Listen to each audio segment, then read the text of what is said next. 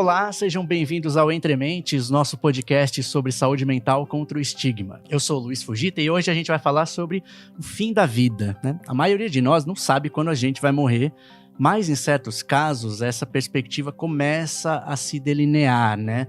Tem pacientes com doenças muito graves, por exemplo, eles podem ter uma ideia mais clara de que esse momento vai se aproximar, e quanto mais ele se aproxima, eles vão tendo mais essa noção, né, de que a morte está perto. Nessa condição, o que será que a gente pensa, né? Quem não está nessa situação deve imaginar, o que será que eu vou pensar, né? O que essas pessoas desejam e o que essas pessoas têm a nos ensinar, né? E tem uma pessoa aqui hoje que vai poder ajudar muito a gente nisso, né? É o Rodrigo Luz, é psicoterapeuta, um terapeuta do luto, especialista em luto e fim de vida, né? E ele tem uma enorme experiência em tanatologia, né? Que é como se chama o estudo da morte. E nesse estudo dele, inclui um enorme aprendizado que ele adquiriu entrevistando centenas de pessoas que estão diante da morte, né? É um conhecimento valiosíssimo sobre a alma humana, né? E também tem muitas aplicações, né? Serve muito para elaboração de modelos de cuidados paliativos, assistência psicológica, né, para esses pacientes e para os familiares deles, decisões sobre tratamentos para adotar, e também orientações para quem é o público leigo, né, comunicação com essas pessoas, né. Imagina a gente ser colocado diante de uma pessoa nesse momento, né, e com certeza a gente ia falar, eu não sei nem o que eu vou falar, porque eu não sei se eu vou ser invasivo, se eu vou estar sendo agressivo, e a gente fica ali com medo, né. Então acho que esse conhecimento é muito importante para todo mundo. Muito obrigado pela sua presença, Rodrigo. Eu que agradeço, Luiz. É curioso, né? Porque você e a sua fala me levaram para uma pergunta que um aluno de medicina me fez há alguns anos atrás. Ele disse assim: será que as pessoas ao fim da vida elas se preocupam com uma vida, uma pretensa vida futura depois da morte? Ou será que elas se perguntam sobre o que existe antes da gente nascer? Eu acho que não. A minha experiência tem me mostrado que, embora essa seja uma preocupação relativamente frequente, os pensamentos mais dominantes das pessoas não é nem sobre o que elas serão ou quem elas foram, mas quem elas são agora e se sentem coerentes com seus valores. São aquelas pessoas que sentem que não há arrependimentos, de que quando elas olham para si mesmas agora, elas contemplam face a face a beleza, a glória e a paz espiritual de uma vida bem vivida. Então, Que ótimo, Rodrigo. isso para a gente começar, né? Assim, embora você tenha, né, muitos sistemas religiosos e muitas formas de tentar descrever e explicar o que acontece antes, o que acontece depois, o meu trabalho é sobre o que acontece durante. Muita gente se pergunta assim, será que tem vida depois da morte? Tem muita gente que tenta explicar isso, né? O meu trabalho consiste em mostrar e demonstrar para as pessoas que existe vida antes da morte. E mais do que isso, que existe vida até o último suspiro. Que ótimo. Rodrigo, você já deu a letra de que vai ser ótimo e você vai poder elucidar muito, né? Poucas pessoas acho que têm oportunidade, acho, e quando tem, imagino que seja vivendo, né? Com alguém próximo que esteja nessa situação. Então é muito diferente, acho que de você, que consegue ter essa experiência com muitas pessoas diferentes, né? Muitos perfis diferentes, e acho que pode ajudar todo mundo a lidar melhor com essa questão. E falando em lidar melhor com essa questão, a primeira que eu queria fazer é um pouco mais pessoal sobre você, né? O nosso primeiro episódio desse podcast, que faz acho que 3 anos já, foi sobre suicídio. E aí eu escolhi fazer sobre suicídio justamente porque é um tema difícil, as pessoas fogem do assunto, né? E aí eu queria saber um pouco de você sobre isso, né? Como é que você enveredou por um assunto não muito bem quisto, digamos, né? Que é a morte. Eu digo que eu já andei pelo caminho escuro da morte na minha própria vida, porque às vezes a gente está morto enquanto a gente está vivo. E as pessoas mais incríveis que eu já conheci estavam muito vivas, mesmo morrendo. Eu já vivi alguns traumas, mas o mais importante foi o trauma do abandono e da rejeição. Esse foi um trauma extremamente duro de lidar. Então, é curioso porque eu conheço o caminho que leva até a morte. Só que, ao conhecer esse caminho, você se depara com algumas coisas, que é o seguinte: a necessidade que você tem de cuidar da sua própria dor antes de se dedicar ao cuidado da dor dos outros. Uhum. Talvez isso seja o mais ético a fazer, o mais importante a fazer nesse caminho preparatório. Você precisa aprender a se tornar exímio tecnicamente, por isso, atualizações frequentes, um esforço contínuo para se manter atualizado, estudando, para se manter assíduo na atualização, mas existe uma coisa muito importante que a gente precisa, nesse caminho, de prover cuidados a pessoas diante do fim da vida ou pessoas em luto, é examinar o teu próprio sofrimento. Eu precisei renascer desse lugar de uma profunda vítima da vida e me tornar responsável pela minha vida. Então é um caminho existencial, eu diria. Você precisa mudar a tua posição existencial diante da vida. Sim. Para isso você precisa de duas coisas. A primeira, parar de evitar todo o sofrimento que você viveu. Tem um ditado que diz assim: tudo aquilo que você não lida na vida, cedo ou tarde vai lidar com você. Uhum. A dor da gente é assim, a gente precisa ter um espaço para entrar em contato com ela, processá-la, entrar em contato com tudo que ela tem para nos ensinar. Portanto, nós precisamos desse passo, e eu dei esse passo. O segundo passo é você descobrir que você é mais forte que ela. Você é mais forte que a dor que te lançou nesse caminho. Portanto, você é maior que ela. Você dá conta de sentir a dor, de viver a dor, mas você não é quebrado por ela. Então eu aprendi isso. Uhum. E um passo muito importante, que eu diria que é um terceiro passo, que é saber distinguir o que é a sua dor e o que é a dor dos outros. Aquilo que funciona para você pode não funcionar para os outros. Aquilo que é bom para você pode não ser bom para os outros. E, portanto, você adquire uma posição de humildade e um exercício contínuo de separar o que é seu e o que é do outro. Esse é o fundamento mais essencial, mais elementar para esse trabalho. E foi isso e esse caminho que eu fiz. Rodrigo, aí entrando nesse seu trabalho especificamente em que você faz essas entrevistas, né? Queria que você começasse a esclarecer um pouquinho como que são essas conversas, né? Eu imagino que você precise ter muita delicadeza, né? É um trabalho que envolve muita afetividade também, mas imagino que também tem uma técnica, né? Acho que não é só chegar lá e conversar o que eu quiser, como se fosse bater papo, jogar a conversa fora, né? Queria que você falasse um pouquinho, assim, o que é que guia, né, essas conversas, o que se pretende com elas, e qual é a técnica por trás, digamos, né? Se você puder dar uma elucidada na gente, né? O que é importante é o seguinte: a primeira coisa é assim, a gente entender que a gente, quando está cuidando de pessoas, quando nós estamos cuidando de pessoas gravemente enfermas ou que viveram a perda de entes queridos, nós precisamos de duas coisas. A gente precisa descobrir que a gente pode ser profundamente humano e profundamente técnico. E entender que, assim, a técnica é uma forma de amor também. Quando você estuda, se esforça por adquirir um certo saber fazer, você ama. E a segunda coisa é assim, entender a importância da presença autêntica. Porque as pessoas, quando estão muito próximas de morrer, elas entram num espaço muito privilegiado de uma consciência ampliada sobre o significado da vida. Uhum. Mas elas só vão partilhar toda a beleza, todo o horror, todo o sentido, toda a glória, mas também todo o medo e toda a falta de significado com você, se elas perceberem que você está pronto e aberto para uma conversa desse gênero, desse porte. Então é assim, elas vão dar pistas para você de que elas estão prontas para essa conversa. Elas vão falar assim: talvez eu não esteja aqui na segunda-feira. Ou talvez elas vão dizer assim para você: é possível que eu não veja o casamento do meu filho, ou é possível que eu não veja o nascimento da minha neta. E elas estão dando uma pista de que elas estão absolutamente prontas para começar uma conversa. E você precisa sempre abrir o diálogo. Isso é importante. Você precisa abrir o diálogo. Portanto, se alguém começa uma frase ou um diálogo dessa maneira, com uma frase dessas, o que é importante é que você devolva essa pergunta. Que você diga assim: Uhum. me conta um pouco mais sobre o que você está querendo dizer. Ou por que você está me fazendo essa pergunta? Uhum. Ou essa conversa, ela vai levar a gente até onde? Porque aí, quer dizer, muitas vezes essas pessoas elas precisam de um coração aberto o suficiente por onde elas possam entrar.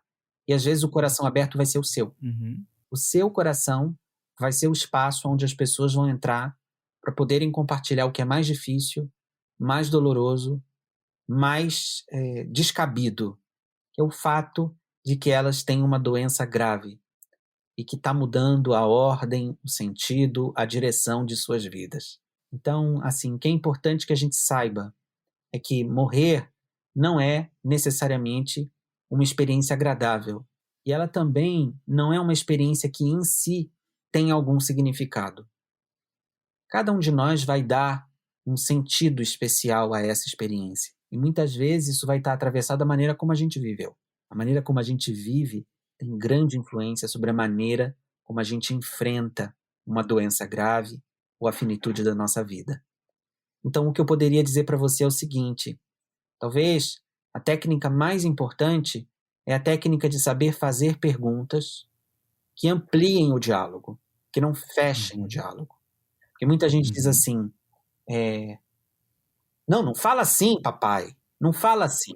Só que quando o papai se cala, o câncer do pulmão do papai não se cala, ele continua se multiplicando. E o papai, o corpo do papai, tem plena consciência do que está acontecendo com ele. Vamos supor, Luiz, que você esteja com uma febre. Um sintoma muito simples, né? Você tem um quadro viral e você tem uma febre. Você não percebe a mudança no seu corpo?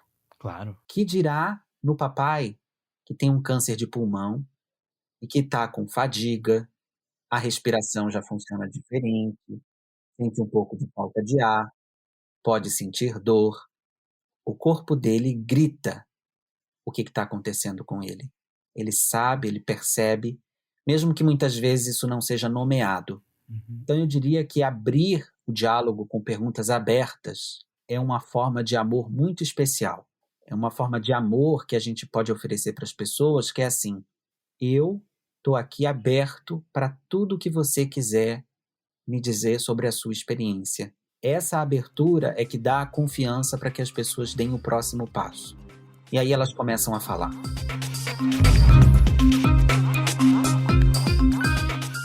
E, Rodrigo, eu tenho uma dúvida, assim, existe assim, como você falou, né, a história de vida da pessoa conta, a doença que ela tenha, os sintomas que ela tenha, a proximidade, né, um pouco mais longa, um pouco mais próxima da morte de fato, tudo isso acho que influencia a receptividade, né, da pessoa a essas conversas.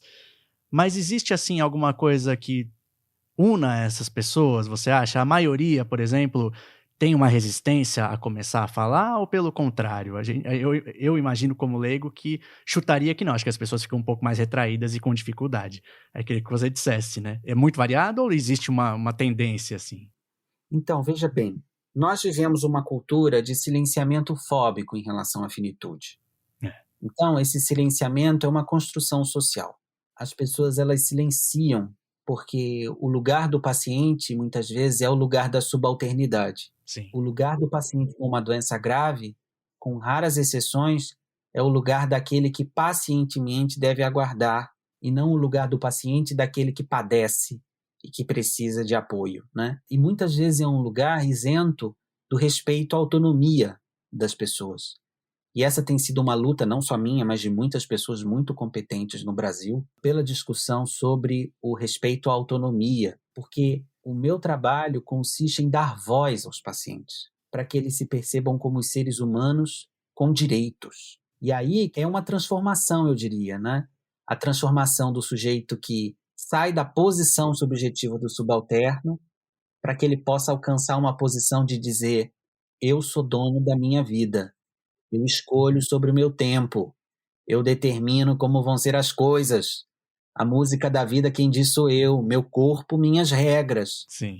Né? Eu imagino que Então, muitos fiquem surpresos com isso, né? Você tentar resgatar isso nessas pessoas. Porque acho que até ali elas são realmente pacientes do tratamento. O que vão fazer comigo? Agora é colocar uma agulha? Agora é tomar isso? Agora é operar aquilo, né? sim. E aí, quer dizer, isso atravessa mudanças importantes na cultura. Por exemplo, até algumas décadas atrás, a expressão corrente era o paciente terminal. Uhum. Hoje nós não usamos essa expressão, até por recomendações da Organização Mundial de Saúde e de outros organismos importantes, porque a gente entende que terminalidade é um conceito impreciso demais. Uhum. Por exemplo, a fase terminal da demência pode demorar muitos anos, assim como a fase terminal de muitos cânceres. Sim. Então, dizer isso é muito impreciso. nós dizemos a pessoa com uma doença grave, a pessoa com uma doença avançada. E é isso que você mesmo disse, quer dizer, uma área muito importante que foi sendo desenvolvida para o cuidado dessas pessoas com doenças graves foi a área dos cuidados paliativos, né? Sim. Que é uma criação moderna. Na verdade, já sempre houveram cuidados compassivos com as pessoas diante da morte, né? Desde a Alta Idade Média e até mesmo antes disso. Mas como um movimento organizado, esse movimento surgiu na Inglaterra, por esforço da doutora Cicely Saunders, por volta da década de 60, que quis dar voz de novo aos pacientes e cuidar deles de maneira integral, sempre se orientando pelo melhor da ciência, mas também pela melhor consciência. Então eu diria que cuidados paliativos são ciência e consciência em tempos de fundição. A gente usa os melhores recursos da ciência para aliviar os sintomas, para cuidar do paciente e da sua família, e também usamos os melhores recursos da consciência, das práticas de compaixão e de alívio do sofrimento. Cuidamos do paciente, da sua família, da sua comunidade e devolvemos a voz a todos os atores envolvidos nesse cuidado para que as pessoas recuperem o poder sobre suas vidas, sobre suas decisões e possam construir significado para esse momento tão especial da vida da maneira que fizer sentido para elas. É ótimo você falar isso, porque esse momento ele é tão especial, mas o termo paliativo ele até sai um pouco dessa área da saúde e é tido como uma coisa que não é efetiva, né? É uma coisa que, vou fazer enquanto é uma coisa que é inexorável, então vou fazer alguma coisinha aqui só para amenizar. Ele tem um pouco essa carga, né? Esse termo do paliativo. E pelo contrário, é uma área tão rica, né? Como você falou. Eu até queria voltar ao que você comentou no começo, né? As pessoas têm uma espécie de consciência ampliada nesse momento, né? Tão rico ele é, tão contra esse conceito que se tem do termo paliativo ou dessa terminalidade, né? Queria que você falasse um pouquinho mais sobre aquilo que você falou na introdução, Rodrigo, que é muito interessante. A gente fica chutando, né? Eu acho que nesse momento as pessoas pensam isso, ou eu pensaria isso, né? Eu acho que eu vou ficar pensando num balanço da minha vida, ou vou pensar se tem vida após a morte. Você falou que as pessoas ficam muito no presente, né? Eu queria que você esmiuçasse um pouquinho mais isso, né? Como que as pessoas refletem sobre o momento presente delas nesse momento?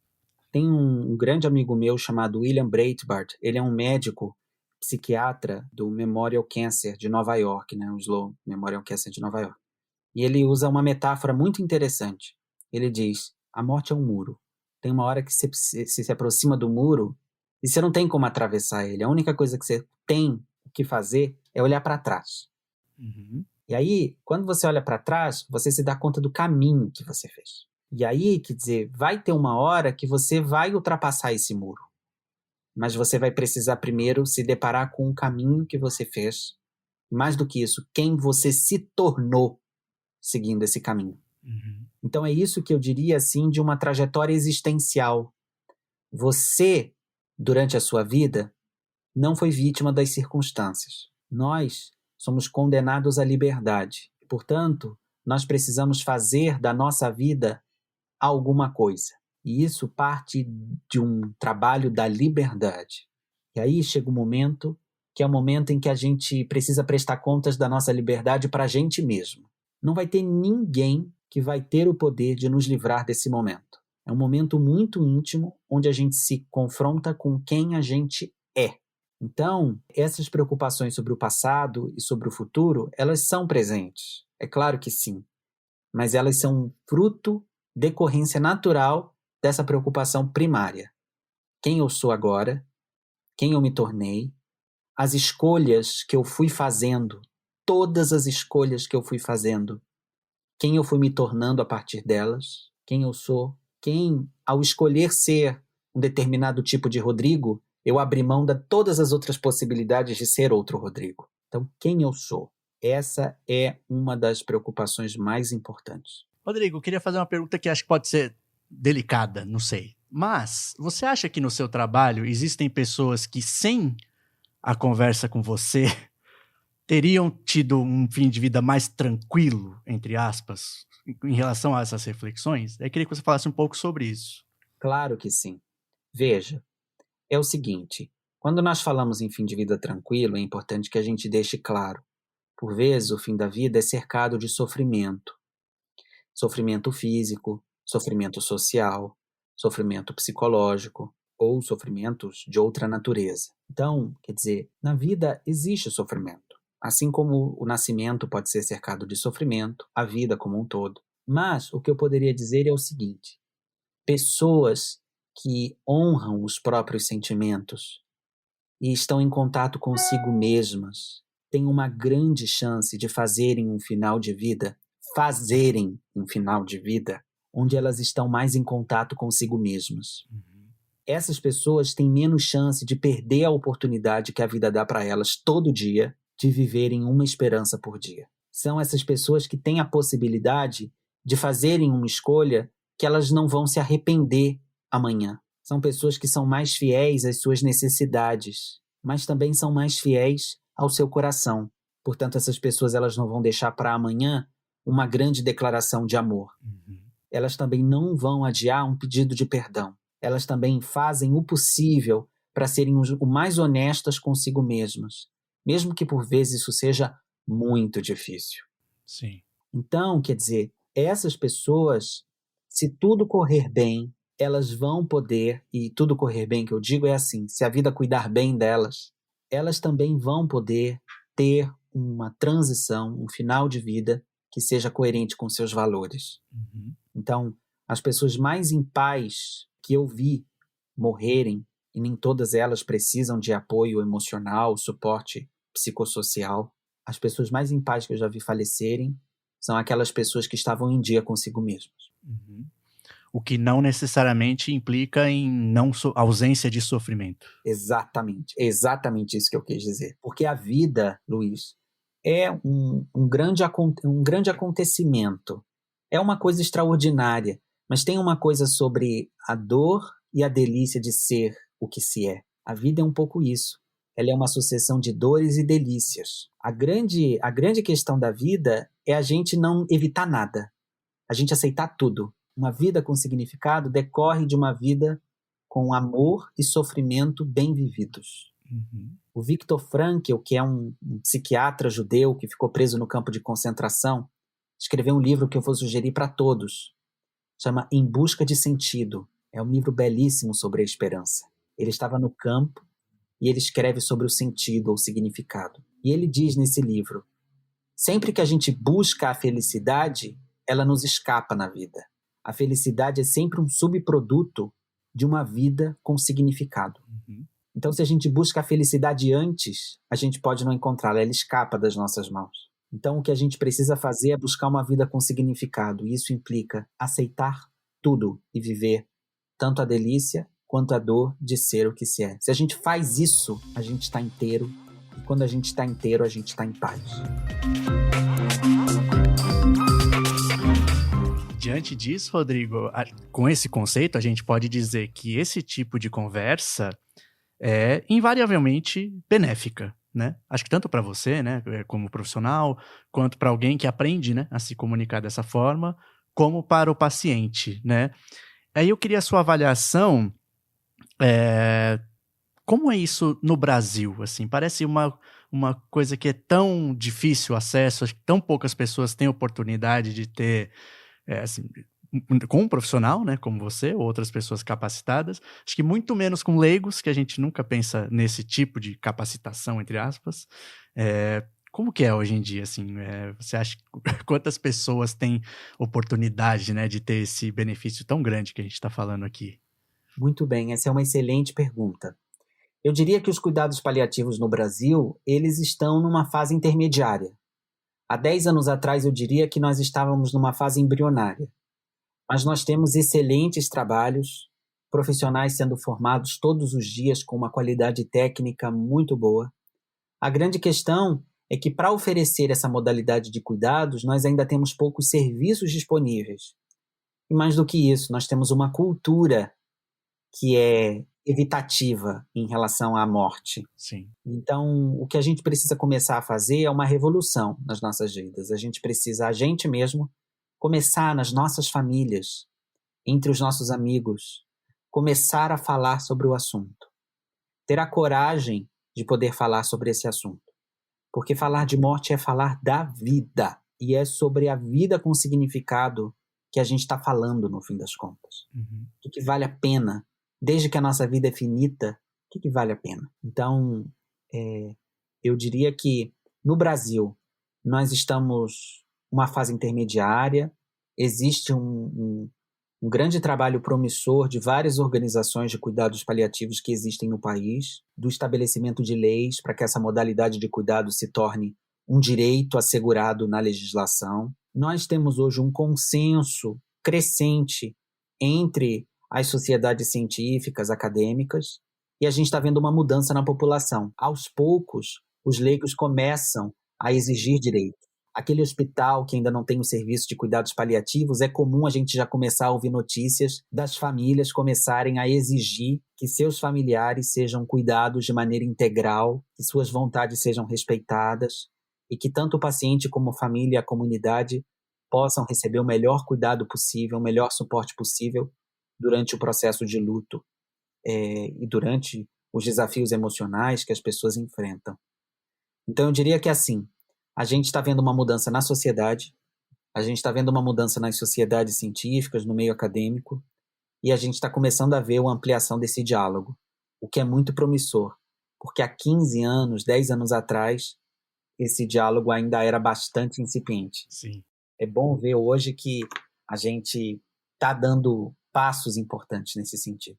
Rodrigo, eu sempre deixo um espaço para o entrevistado falar o que quiser, né, no final, mas antes disso eu tenho uma última pergunta, que é a seguinte: você já, ao longo das suas respostas, você já deu várias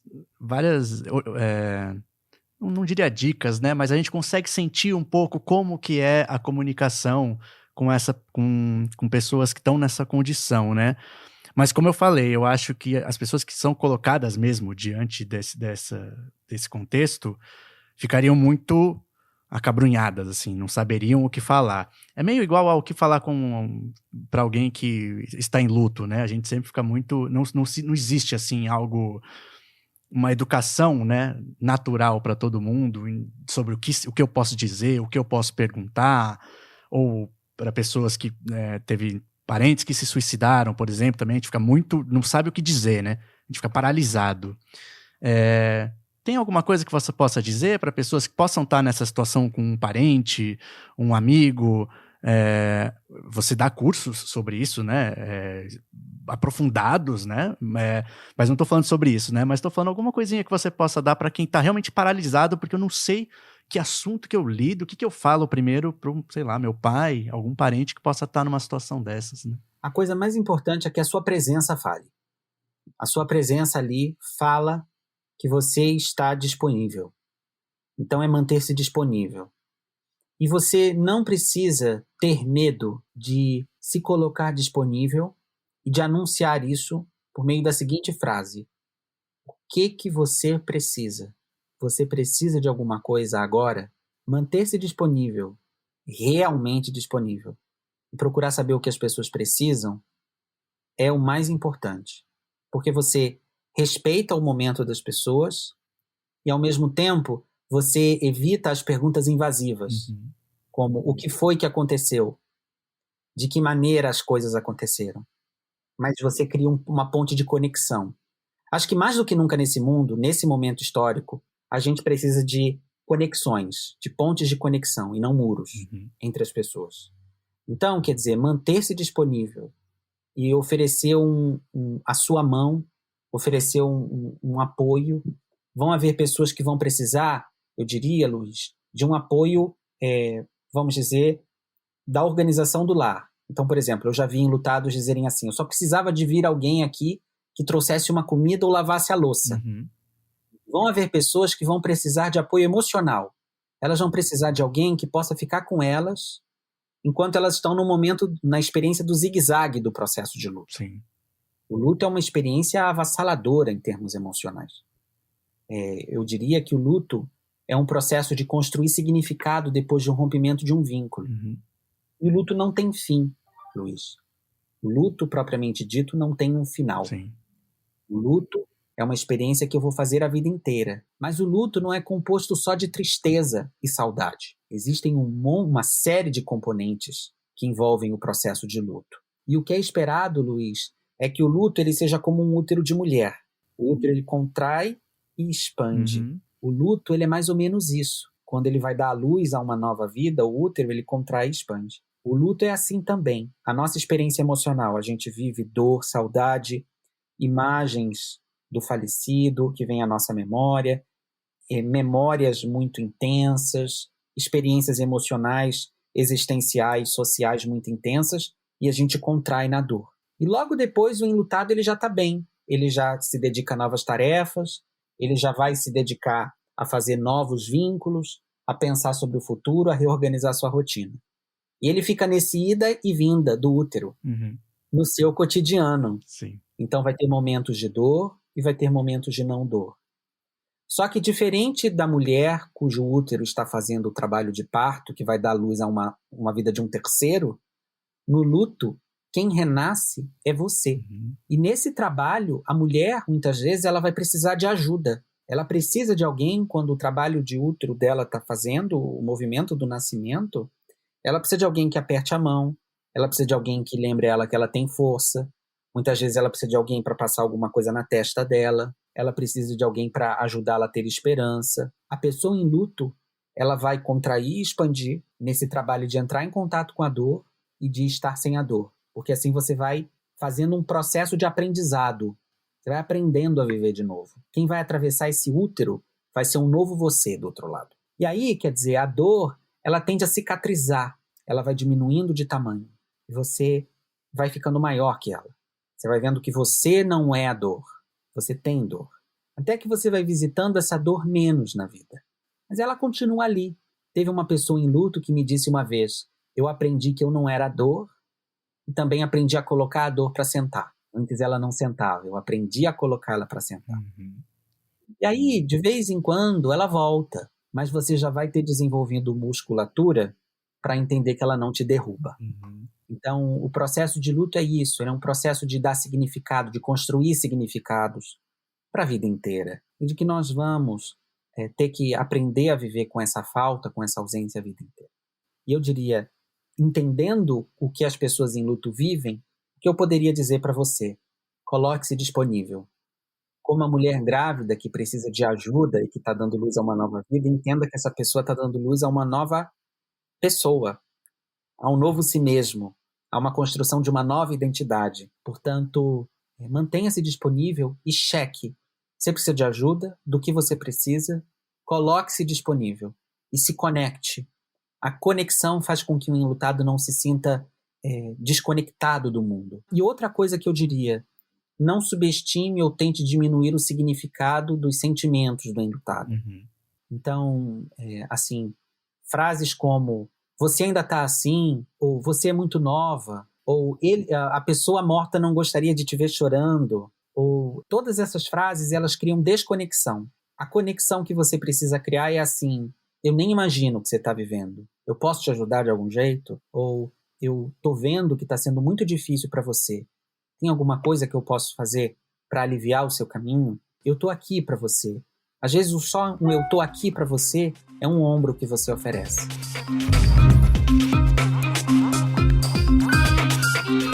Só essa última resposta já foi um curso, praticamente, Rodrigo. As pessoas, quando a gente ouve, as que estão em luto, elas, recente, né? Elas perguntam muito quando isso vai passar, né? É uma frase muito recorrente. E só isso de você falar, né, que não é um luto, é para sempre, né? O luto é para sempre, mas não será só dor Sim. ou só sofrimento. Uhum. Caso seja só dor ou só sofrimento o tempo todo, se essas pessoas estiverem muito inviabilizadas no seu funcionamento diário, seja pela intensidade ou a frequência dessa experiência, ou pela sua rigidez, né?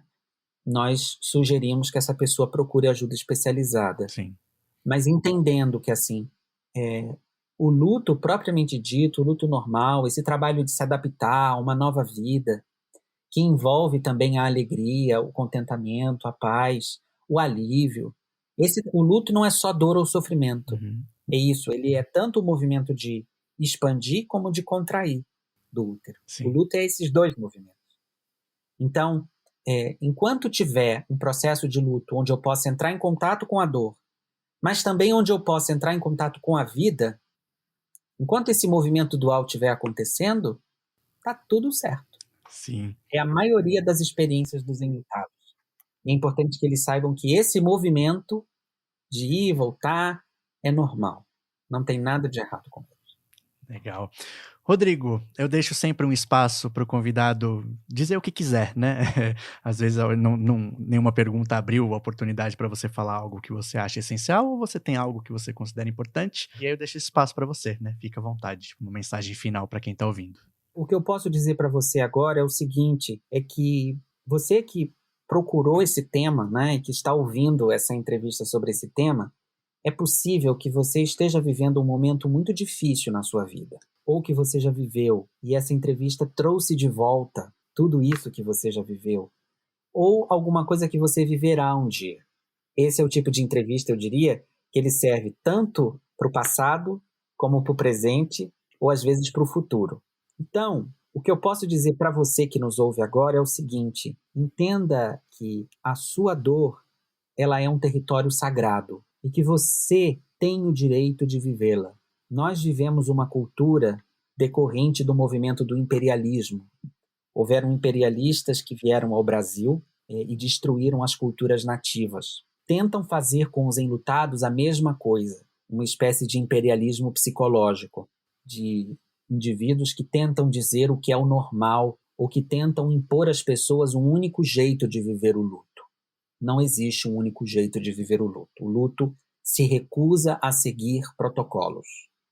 Não há esqueminhas simplificados sobre luto. O luto não segue nenhum desses esqueminhas. O luto é um processo existencial muito relevante, mas também biológico, cultural, social, psicológico, e ele atravessa uma série de fatores. Viver com uma doença grave também não existe um protocolo de como viver. Mas o que é importante, e eu digo tanto para as pessoas que têm doenças graves ou para os seus cuidadores, ou para os enlutados e seus cuidadores e a comunidade, abra o seu coração para entrar em contato com todos os sentimentos do mundo. Saiba que não tem nada de que precise ser consertado no que você sente. E se tiver muito difícil, procure ajuda adicional. Vale a pena. E outra coisa que eu teria a dizer para você: a maneira como você está enfrentando o seu luto também não precisa de correção ou de reparo. O que é importante é que, às vezes, você possa, ao procurar ajuda adicional, aprender outras estratégias de enfrentamento. O luto é como se ele fosse uma tonelada. Imagine que você pode ter poucos músculos para carregar uma tonelada. O grande trabalho que você fará na sua vida é o de aprender a desenvolver musculatura para carregar aquela uma tonelada. E se você chegou até o final da nossa conversa hoje, eu acho que você precisa confiar em si mesmo, ter esperança em si, e saber que você vai desenvolver condições para carregar aquela uma tonelada. E de que, talvez, quem sabe, a minha voz, a nossa voz, tanto minha como do Luiz, seguirá com você e você vai conseguir fazer essa travessia com forças renovadas.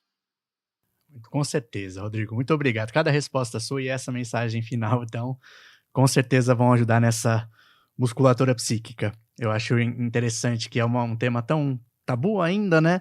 Mas é incrível como, às vezes, algumas frases parece que trazem. É diferente da musculatura física, né? Músculo mesmo. Algumas coisas falam, nossa, eu ouço às vezes uma frasezinha que parece que cria uma musculatura psíquica que não é compatível ao que eu conseguiria criar em tão pouco tempo, uma musculatura do bíceps, por exemplo, né?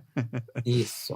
Que ótimo. Muito obrigado, Rodrigo. Obrigado pela sua presença. Espero ter você de novo aqui para outros assuntos. Eu que agradeço, Luiz. Um grande abraço, meu querido. E um grande abraço no seu coração partido, querido ouvinte. Obrigado, gente, por terem ouvido mais esse Entre Mentes. Como eu falei aí no final, eu realmente acredito nisso, né? Acho que essa área de saúde mental, por um lado, a gente enfrenta muito tabu, muita resistência para falar sobre, né? Mas parece até que para compensar, né? Por um outro lado, às vezes tem poucas coisas que a gente ouve e já dão, assim, um ganho, né? Na forma da gente enfrentar alguns problemas psíquicos. Como isso que o Rodrigo falou, né? Sobre o luto. Muitos enlutados a gente vê que tem essa ânsia por saber quando vai passar, né, essa dor tão intensa. Será que vai passar? Quanto tempo vai durar? E aí só essa outra visão, né, de que não vai terminar, na verdade, mas com uma concepção que não é, né, dando ideia de que vai ser esse sofrimento para sempre, dá uma outra visão, né? E em poucas frases a gente vê que muda a perspectiva e é capaz de melhorar muito, né, o nosso emocional. Então vale muito a pena sempre a gente procurar cuidar da nossa saúde mental, que vale a pena, às vezes, com pequenas coisas, dando todo esse ganho aí pra gente. Obrigado, gente. Até o próximo.